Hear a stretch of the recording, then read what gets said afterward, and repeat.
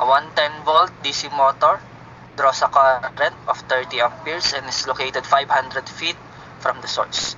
What is the supply voltage if the diameter of the copper wire is 0.25 inch? Okay, so mayroon ka daw motor na 500 feet from the source. DC motor. So, sabihin natin nandito yung motor natin. Okay, so yan yung motor natin. Ano yung rating ng motor mo? That is 110 volts DC motor and kumukuha siya ng 30 amperes. Ngayon, sabi niya 500 feet daw siya from the power source. So, ibig sabihin, may resistance dito. Okay? Papunta sa motor mo at syempre pabalik sa motor mo. Okay? So, mayroon kang resistance yan. Kunin natin R yan at saka R to. If the diameter of the wire is 0.25 inches, diameter natin is 0.25 inch. Hanapin daw natin yung supply voltage. So, itong V source yung hinahanap. Okay, so paano natin kukunin yan? First step, kunin natin yung resistance natin. Paano natin kukunin yung resistance? Using the formula of resistor, R is equal to resistivity times L over area. Okay? May binigay na length. Ano yung length natin? That is 500 feet. Tama? May area ka makukuha using yung diameter. Ngayon, ang tanong, saan natin kukunin yung resistivity natin? Okay, so hindi binigay yung resistivity natin, but mayroon tayong tinandaan kanina. Tama? Ano yung tinandaan natin? Scots. Okay? Silver, copper, aluminum, titanium, at saka zinc. Tama? Yan yung tinandaan natin kanina. So, may unit, may value yung ating resistivity dyan. Ano ba yung mga value natin sa resistivity dyan? Okay? In terms of ohm, circular mil per feet. At ilan yung silver natin? That is 9.9. Copper, 10.37. 17.33. Tungsten pala to, hindi titanium. Sorry. Tungsten.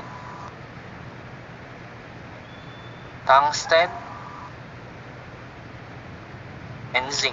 Yung zinc natin is 36. Okay, so yan yung mga value na kailangan nyo tandaan. Ngayon, ano yung hinahanap? Ano ba yung binigay na wire dyan? Copper wire.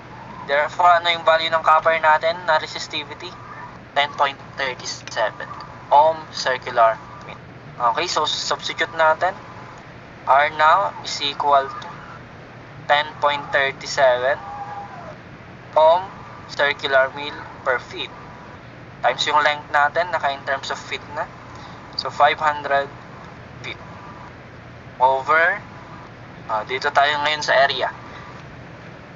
Naka-circular mil yan, so dapat yung area natin naka-circular mil. And paano ba natin ulit kunin yung area natin in terms of circular mil? Natandaan nyo kanina? So, try natin kunin. Area now in circular mil is equal to D mils squared. Tama. So, convert natin si 0.25 into mils. So, 0.25 inch. So, parang magiging kalalabasan yan. Convert mo lang si 0.25 inch sa mils. Ano ba yung mils natin na conversion? 1 inch is equal to ilang mils? That is 1,000 mils. So, 1,000 mils. Then, squared mo na siya. Makukuha na natin ngayon yung ating resistance. Our resistance natin now will become ilan? That will become 10.37 times 500 then over area natin, 0.25 times 1,000. And then, squared natin. Makukuha na natin yung ating resistor. That will become, ilan? 0.08296 ohm. So, that will be our resistor. 0.8296 ohms. Okay, so tapos na tayong makuha yung resistor. Pwede na natin makuha si source o yung input power natin ay input voltage using anong law? That is KVL, Kirchhoff's voltage law. Okay, using KVL. KVL tayo. Yung flow natin pag ganito.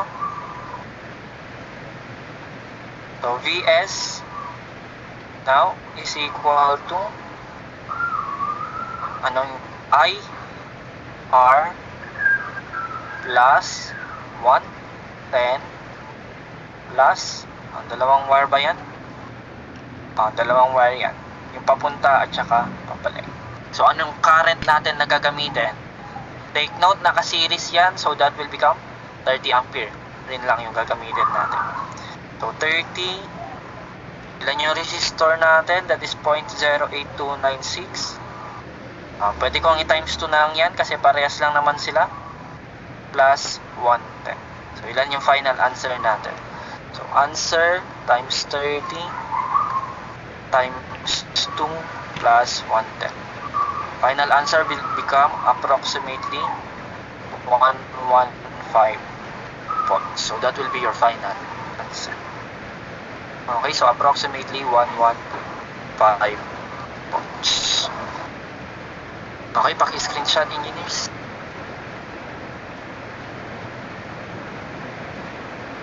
Then, saka tayo mag-jump sa number 11 ng part 2. Okay, number 11 tayo ng part 2.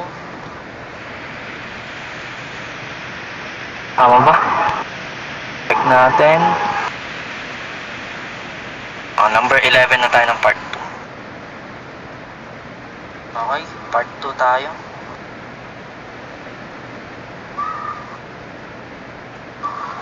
A 3 ohm resistor and a 6 ohm resistor are connected in series. If the voltage drop across the 3 ohm is 4 volt, what is the voltage of the supply? So, naka-series lang. Let's draw natin.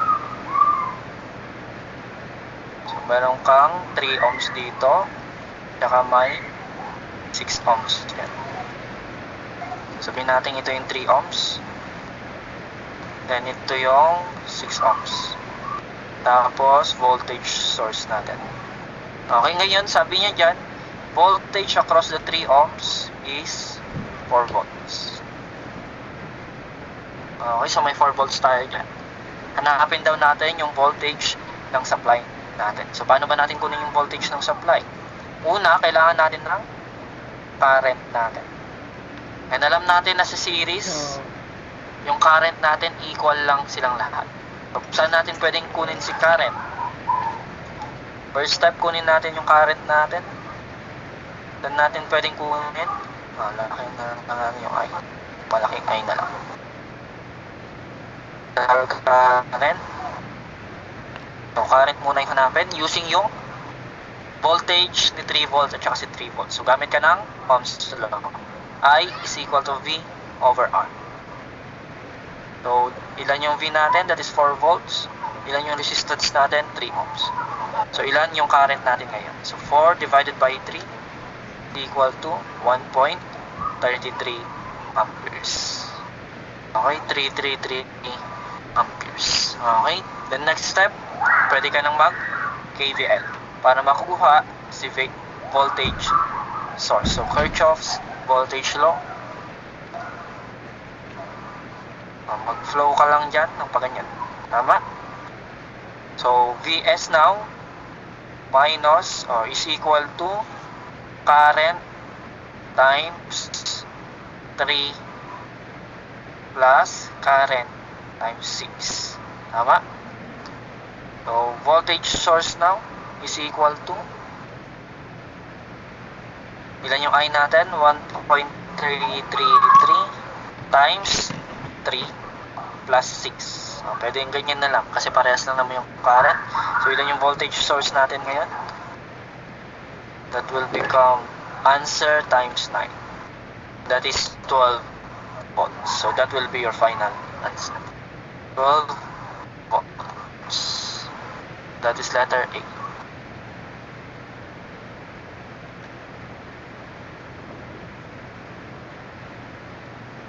Okay, paki-screenshot. So, mag-KVL lang kayo dyan. Masosolve nyo na rin.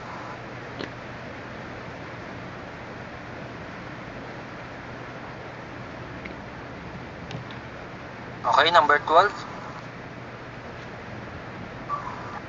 A load of 10 ohms was connected to a 12-volt battery. The current drawn was 1.18 amperes. What is the internal resistance of the battery? Okay, so mayroon ka daw source na 12 volts. Ngayon, may internal resistance yun. Okay, so ganyan. Then, nakakonect yung battery mo sa isang load na 10 ohms. Okay, so this is our 10 ohm load.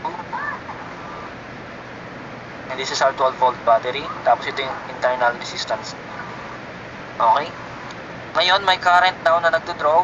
Na-draw yung load na natin na ilan. And this is 1.18 amperes. So, hanapin daw natin yung internal resistance. So, gamit ka lang ng KVL. Kirchhoff's voltage law. So, mag-flow lang tayo ng current yan. Mangyari 12 volts. Pwedeng ganito lang din yung gawin nyo. Minus current times internal resistance minus current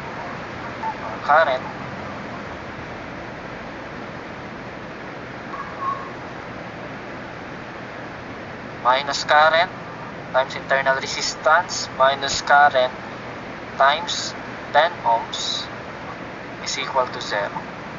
May current na binigay, so that will become 12 volts minus 1.18 Ri minus 10 I is equal to 0. Substitute pala natin yung I. 10 times 1.18 is equal to 0. Pwede ka na mag-shift solve dyan. So, 12. Galing ko na lang din yung volts. Baka maging so, 12 minus 1.18x minus 10 times 1.18 is equal to 0. Shift solve. So, Ri natin is 0.17 ohms. Ri now is equal to 0.17 ohms. So, that will be your final. That is letter C.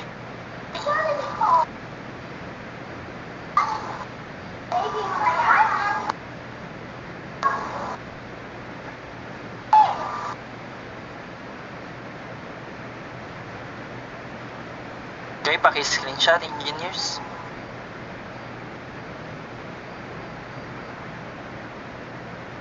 Okay, next item tayo. Number 413. A 5 ohm resistance is connected in parallel with a 10 ohm resistance. What is the equivalent resistance? So, nakaparallel lang yan. So, our total now, yun lang ang hinahanap. 5 ohms parallel with 10 ohms. So, gamit ka na ng calculator natin. That will become 5 raised to negative 1 plus 10 raised to negative 1 mo lang din. Then, makukuha na natin yung sagot. So, calculator natin.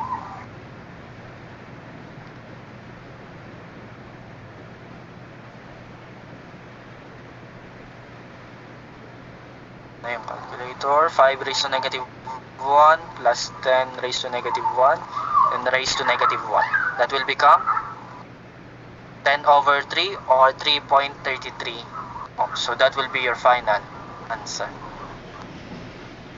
3.333 ohms. And that is letter A.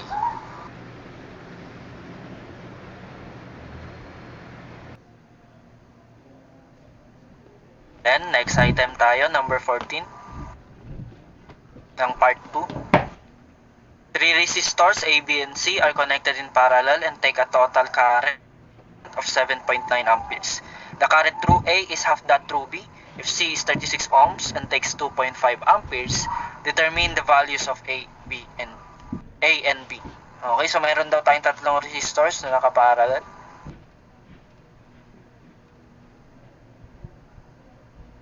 The resistor A, resistor B, at saka si resistor C. Okay, so this is resistor A, resistor B, at resistor C.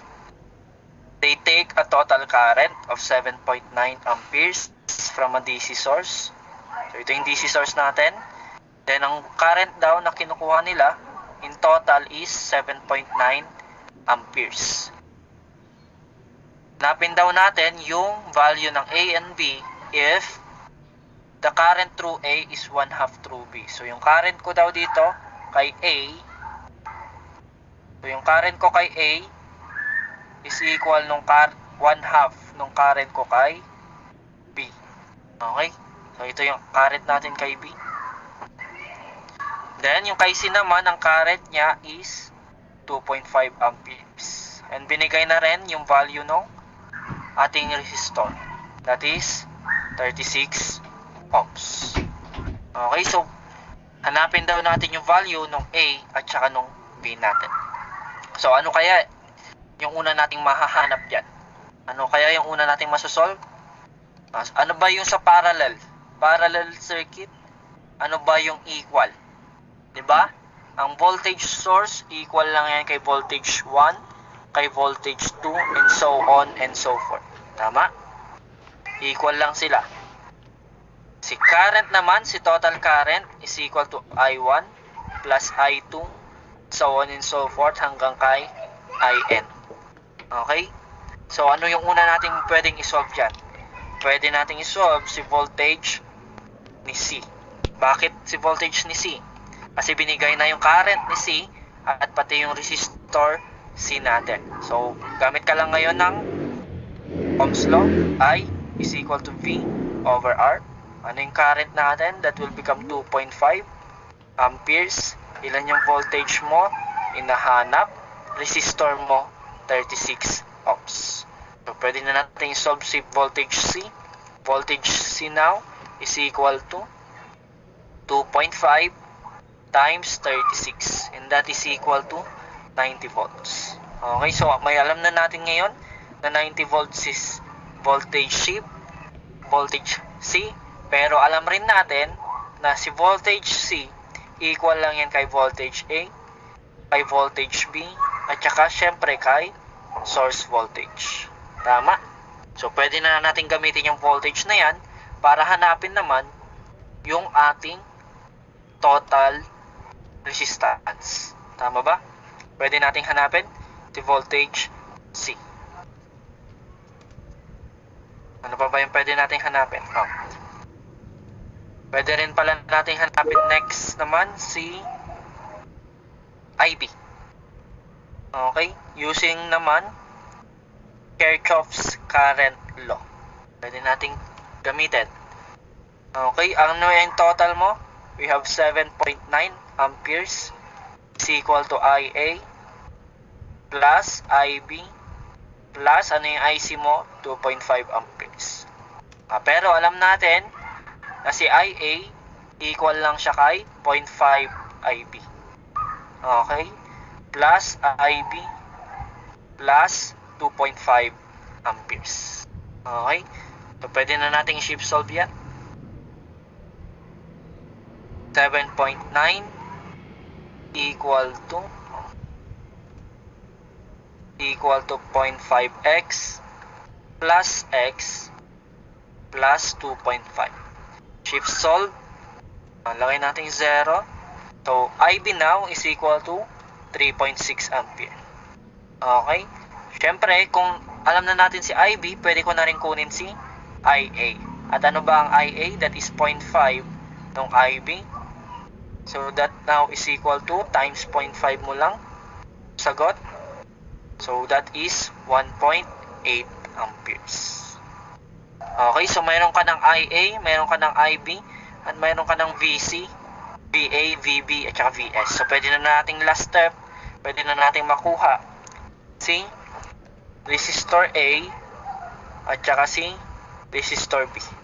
Okay? Gamit ka lang ng Ohm's law. Ano yung IA natin? Is equal to resistor A over VA. Okay? With direct substitution, IA natin is 1.8 amperes. So 1.8 amperes is equal to RA over, ilan yung VA mo? Parehas lang na 90 volts. So RA now is equal to ilan? That will now become 90 times 1.8. That is 162 ohms. Tama ba? Or mali tayo? 90 volts. Baliktad yung ginawa natin. VA over RA dapat. Sorry. One fault. So, VA over RA. Ayan. So, makukuha na natin si RA ngayon. That will become 90 divided by 1.8 dapat. So, that is 50 ohms. Okay, ganun rin kay IB. IB is equal to VB over RB. Ano yung IB natin? That is 3.6. Is equal to VB natin.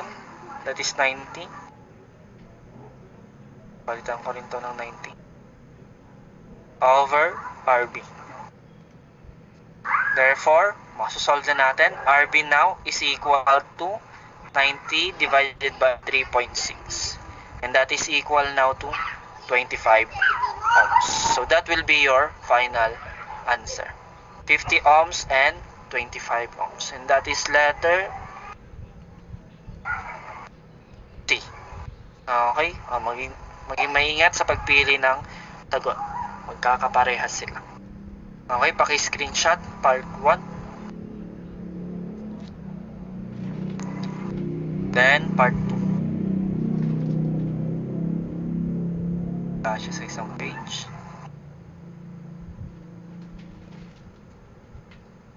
Okay.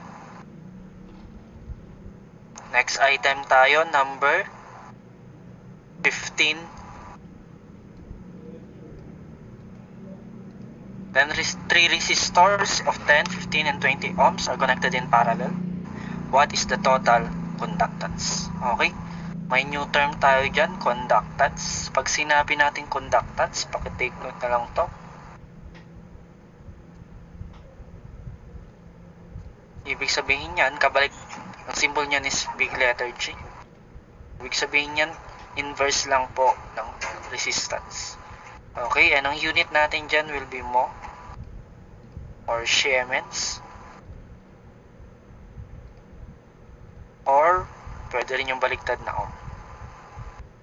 Yan yung unit ng ating conductance. So, hanapin lang daw natin yung total conductance na parallel sila. So, una, need natin kunin yung total resistance natin na nakaparallel. So, 10, parallel 15, parallel 20. Okay, so kunin natin yung total resistance natin yan. So, sa calculator, dapat ang gawin nyo, our total now is 10 raised to negative 1 plus 15 raised to negative 1 plus 20 raised to negative 1. Then, erase to negative 1 mo ulit. Okay, so kunin natin yung calculator. That should be 10 raised to negative 1 plus 15 raised to negative 1 plus 20 raised to negative 1, then raised to negative 1. So, ilan yung R total natin? R total natin will be 60 over 13 ohms. Hindi pa yan yung final answer natin. Kasi ang hinahanap, total conductance. So, GT now is equal to 1 over RT. So, inverse mo lang ulit yung answer mo. Sagot is 13 over 60. And 13 over 60 is equal lang yan kay 0.217. That will be our final answer. 0.217.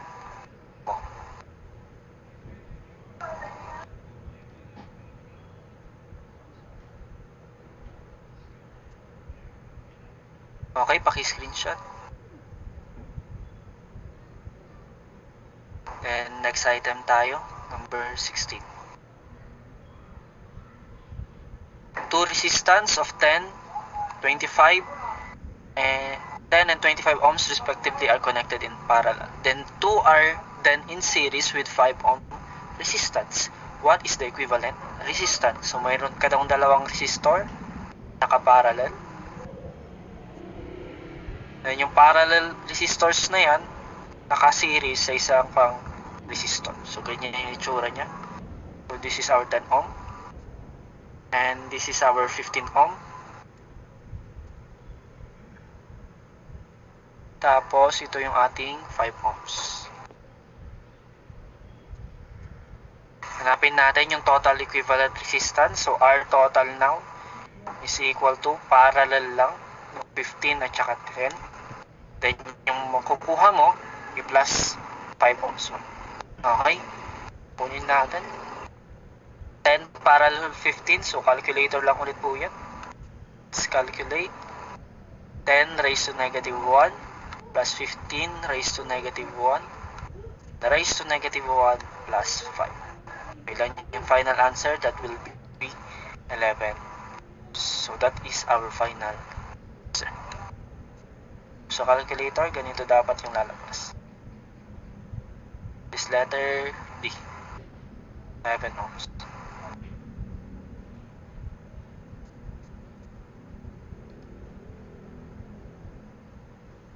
Okay, numbers, paki-screenshot, then proceed tayo sa 17.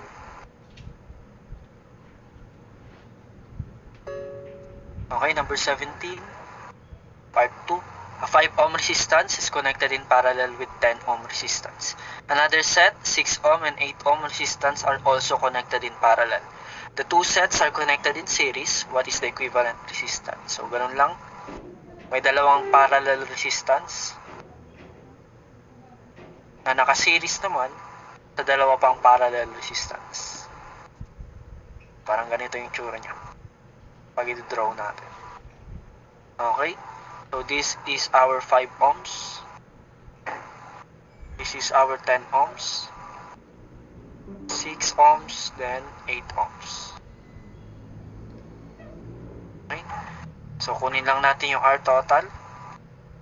R total now, so kunin mo lang yung parallel, yung 5 at saka 10. Saka may plus sa parallel ng 6 at saka 8 ohms. So makukuha na natin yung final answer. So calculator lang yan. 5 raised to negative 1 plus 10 raised to negative 1, 10 raised to negative 1 plus 6 raised to negative 1 plus 8 raised to negative 1, then raised to negative 1. So that now will become 6.7619. So that will be our final answer. That is letter B. B ba? Tama? B nga. 6.7619.